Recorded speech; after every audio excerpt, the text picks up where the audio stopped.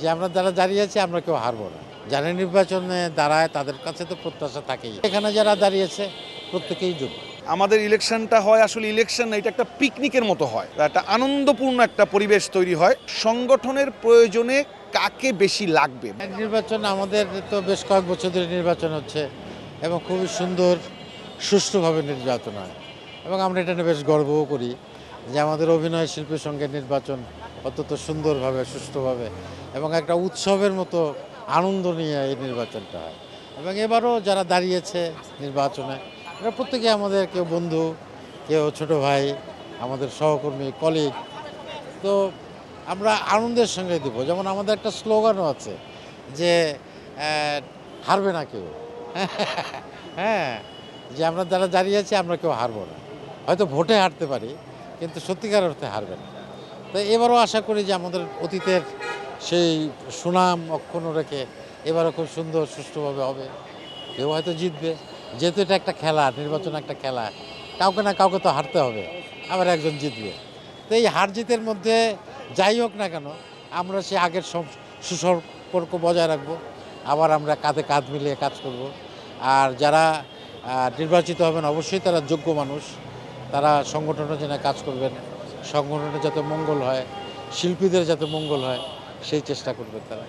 যারা নির্বাচনে দাঁড়ায় তাদের কাছে তো প্রত্যাশা থাকেই যে তারা আমাদের শিল্পীদের জন্য কাজ করবে, সংগঠনের জন্য কাজ করবে। তো অবশ্যই এটা কোনো তুলনার মধ্যে আমি যাব না।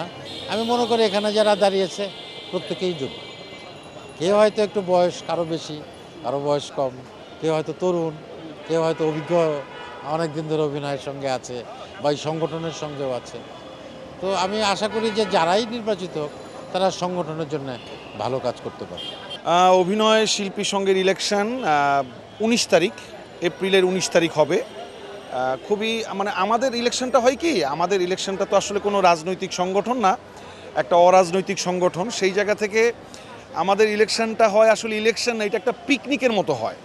কারণ সবাই এই ইলেকশন উপলক্ষে আসে, যাদের সাথে অনেক দিন দেখা হয় না তাদের সাথে দেখা হয়। অনেক সিনিয়র শিল্পীরা আসে, অনেক সিনিয়র শিল্পী আছেন যারা বয়স হয়ে গেছেন, একটু অসুস্থ বা আগের মতো আর কাজ করেন না, তাদের সাথে তো আমাদের দেখা হয় না, সারা বছরেও দেখা হয় না। এই ইলেকশন উপলক্ষে অনেকে কষ্ট করে হলেও ভোট দেওয়ার জন্য আসেন এবং সবার সাথে সবার দেখা হয়, একটা আনন্দপূর্ণ একটা পরিবেশ তৈরি হয়। তো 19 তারিখ আমাদের ইলেকশন। অনেকেই ভোটে দাঁড়িয়েছেন, যারা ভোটে দাঁড়িয়েছেন তারা সবাই যোগ্য, সবাই আমাদের কাছের মানুষ, আমাদের ভালোবাসার মানুষ। তো দেখা যাক ভোটে কে জেতে কে হারে, দেখি আমরা। আসলে যারা ভোটে দাঁড়িয়েছেন আমার দৃষ্টিতে সবাই কম বেশি যোগ্য, সবাই ভালো অভিনেতা এবং অনেক দিন ধরেই মিডিয়াতে কাজ করছেন এবং সংগঠনের বিভিন্ন প্রয়োজনে আমরা সবাইকেই কম বেশি পাশে পেয়েছি।